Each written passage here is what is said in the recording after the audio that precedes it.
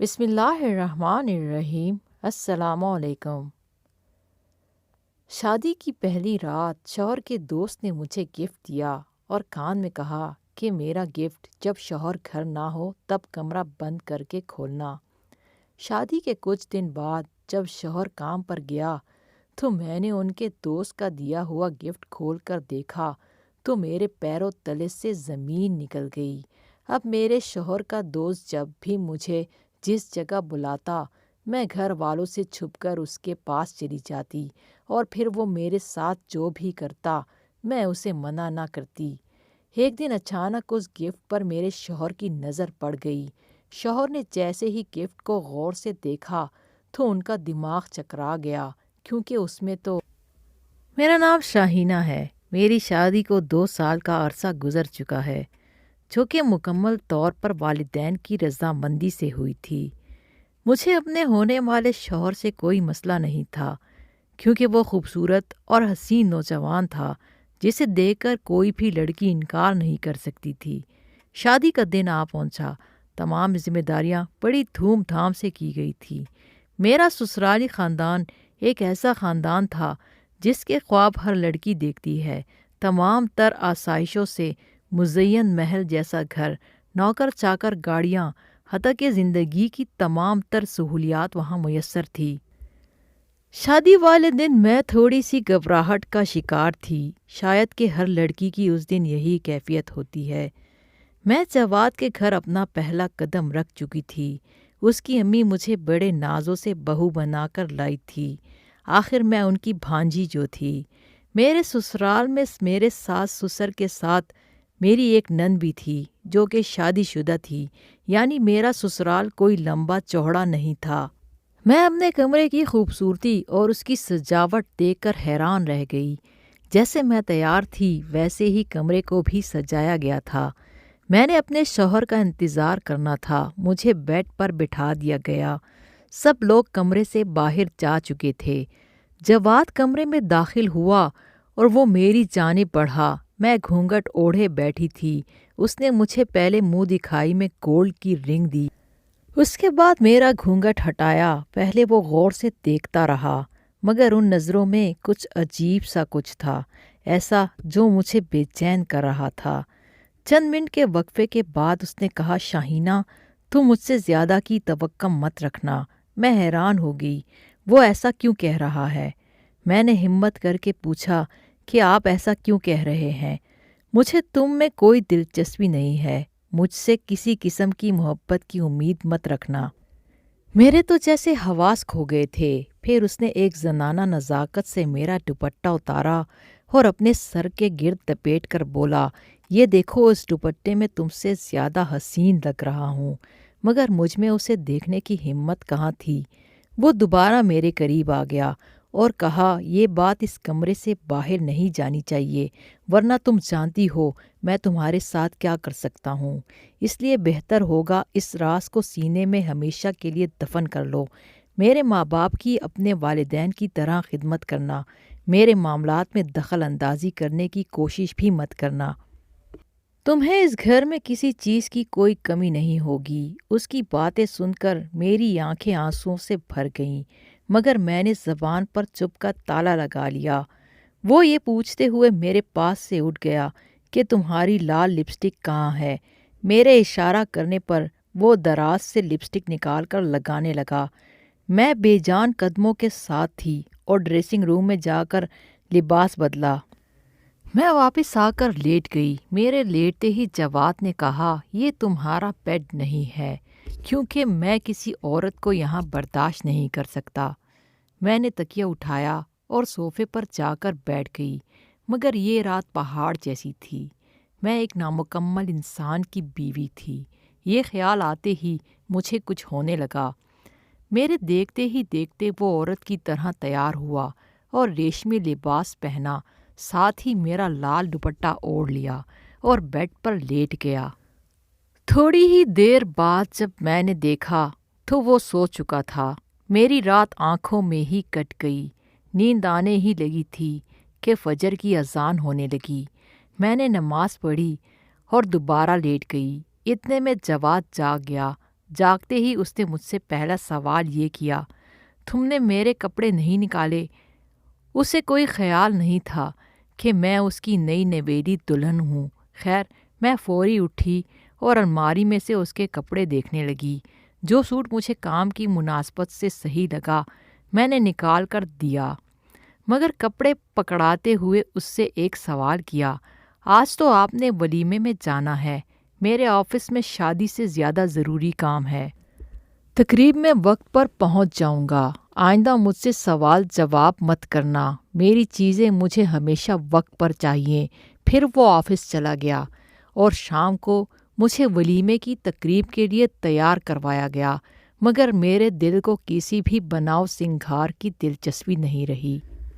جب مجھے اسٹیج پر بٹھایا گیا تو وہ وہاں پہلے سے موجود تھا۔ بڑے پیار سے اس نے میرا ہاتھ تھام کر مجھے اپنے ساتھ بٹھایا، جو کہ میرے لیے حیرت انگیز تھا۔ لوگوں کا مجمع لگا ہوا تھا، سب لوگ باری باری آ کر مل رہے تھے۔ اس کے دوست رشتہ دار تقریباً سب سے ملاقات ہوئی۔ تھوڑی دیر بعد ایک اجنبی مگر قابل قبول چہرہ جواد کے پاس آیا اور اسے سلام کیا اور گلے لگایا، اور ساتھ ہی مجھے بھی سلام کیا۔ جواد نے مجھے بتایا کہ یہ بھی ان کا دوست ہے۔ اس نے شادی کا تحفہ میرے ہاتھ میں دیا اور جواد سے نظریں بچاتے ہوئے دھیمی آواز میں کہہ دیا کہ بھابھی یہ تحفہ اکیلے بیٹھ کر دیکھیے گا۔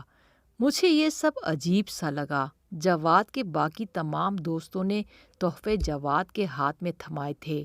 خیر، تقریب ختم ہوئی، سب لوگ گھر چلے گئے، ہم بھی گھر واپس آ گئے۔ گزشتہ رات کی طرح یہ رات بھی گزر گئی، مگر مجھے ایک چیز کا اندازہ ہو گیا تھا کہ میرا شوہر حد درجے کا منافق تھا۔ دنیا کے سامنے اس کا روپ اور ہوتا ہے اور بند کمرے میں اس کا روپ اور ہے۔ پھر زندگی ایک روٹین سے چلنے لگی۔ وہ صبح آفس چلا جاتا، میرا سارا وقت اس کی امی کے ساتھ گزرتا۔ کوئی نہیں جانتا تھا کہ ہم دونوں کے بیچ کیا چل رہا تھا۔ ایک دن اچانک دروازے پر گھنٹی بجی۔ ملازم نے بتایا کہ جواد صاحب کا کوئی دوست اور اس کی والدہ آئی ہیں۔ جب وہ اندر آیا تو مجھے وہ چہرہ جانا پہچانا سا لگا۔ ذہن پر زور ڈالنے سے معلوم ہوا کہ وہی شخص ہے جس نے میرے ہاتھ میں تحفہ دیا تھا۔ خیر، گپ شپ ہوتی رہی۔ باتوں میں معلوم ہوا کہ ان کا نام عامر ہے۔ میری ساس نے ان کے لیے بہترین کھانا بنوایا۔ کھانا کھانے کے وقت جواد بھی آ گیا۔ مجھے لگا تھا جیسے عامر وقفے وقفے سے میری طرف دیکھ رہا ہے۔ کھانے کے بعد مہمان گھر کو روانہ ہو گئے، مگر جاتے جاتے مجھے اور جواد کو اپنے گھر دعوت پر مدعو کر گئے۔ جس دن عامر کے گھر دعوت پر جانا تھا، اس سے ایک رات پہلے جواد نے مجھ سے پوچھا کہ تم کل کون سا جوڑا پہنو گی؟ میں نے اسے بتایا کہ یہ والا پہننا ہے۔ اس نے میرے ہاتھ سے وہ جوڑا لے لیا اور کہا تم یہ نہیں پہنو گی۔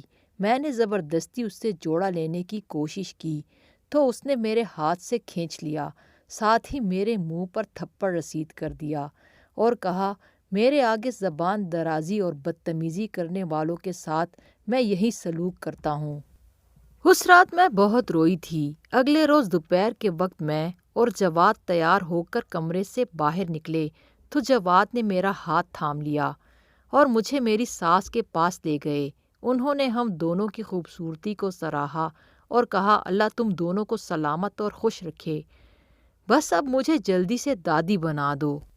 ان کی بات پر میرا دل پریشان سا ہو گیا۔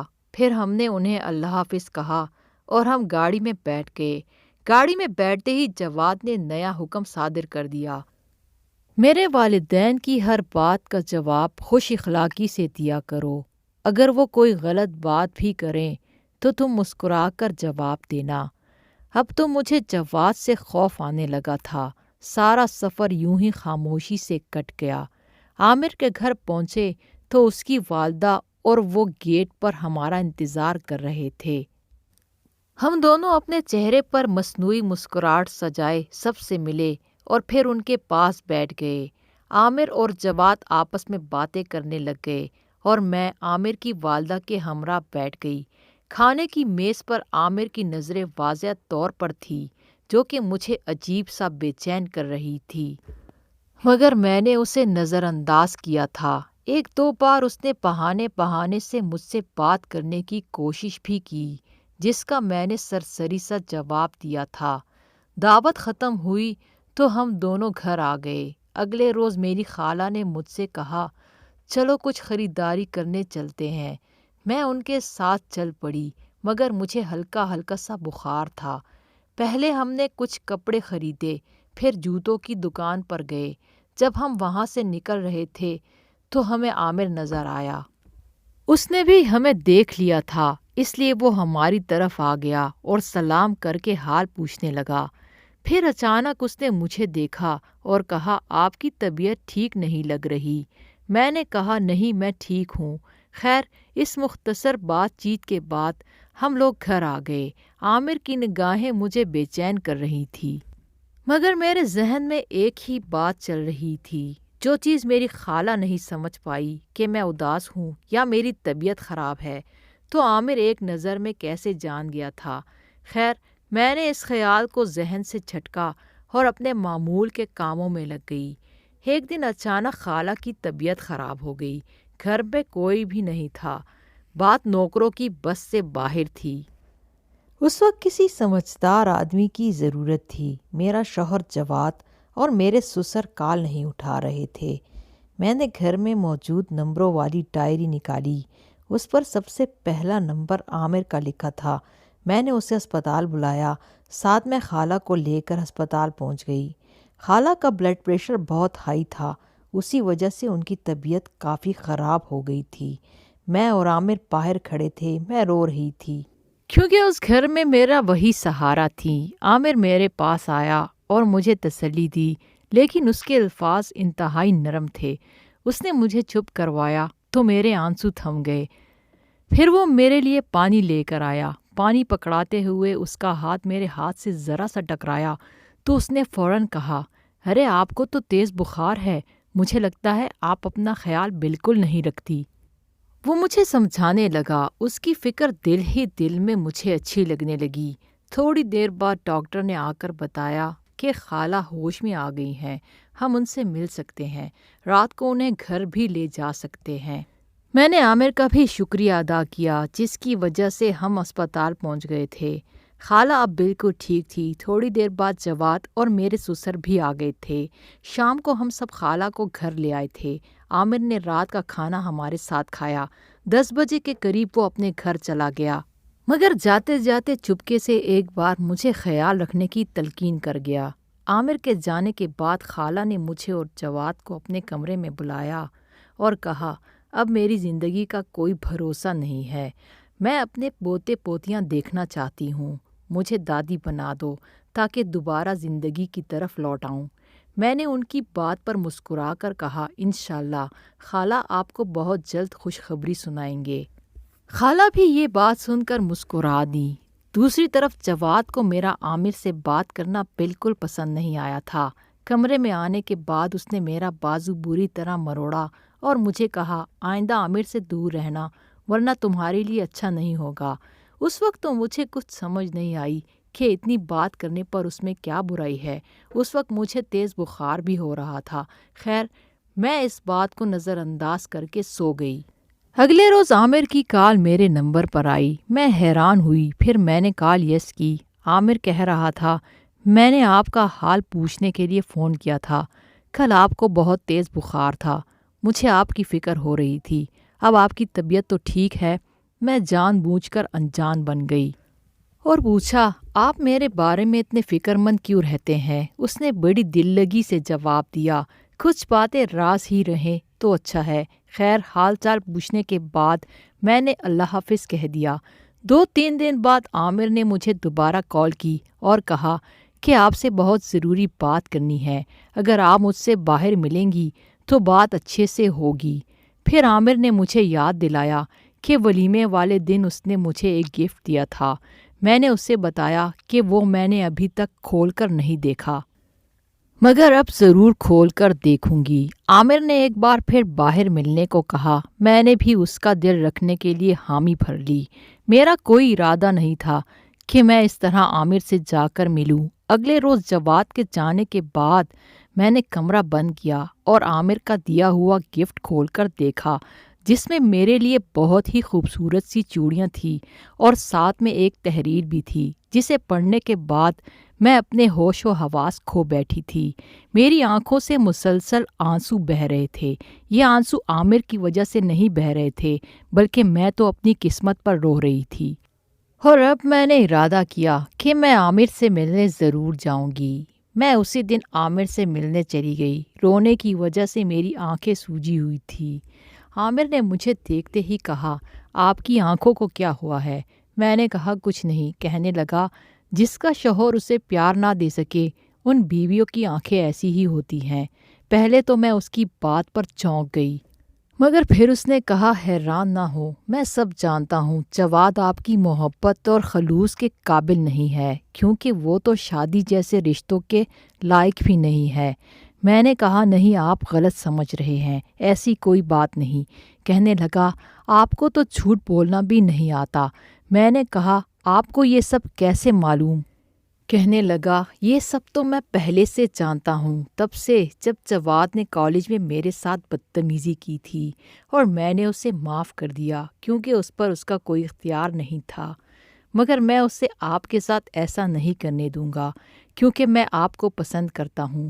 وہ آپ کے قابل نہیں ہے۔ ایک دن آپ اسے چھوڑ دیں گی، میں آپ کو دنیا کی ہر خوشی دوں گا۔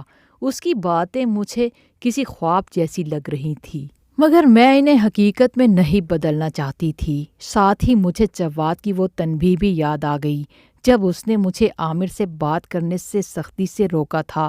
مجھے جواد کے اس قدر بھڑکنے کی وجہ معلوم ہو گئی تھی، کیونکہ شادی کی رات والی حرکت کی وجہ سے میرے دل میں اس کے لیے کوئی عزت باقی نہیں رہی تھی۔ میں نے عامر کا ہاتھ تھام لیا اور کہا، فی الحال تو جواد نے مجھے نہیں چھوڑا، مگر فکر کرنا اور میرا خیال رکھنا، مشکل وقت میں میرا ساتھ دینا، میرے لیے اس سے بڑی کوئی بات نہیں۔ مشکل وقت میں تمہارا ساتھ دینے سے میرا حوصلہ بڑھ گیا ہے۔ خیر، پیار محبت کی باتیں ہوتی رہی۔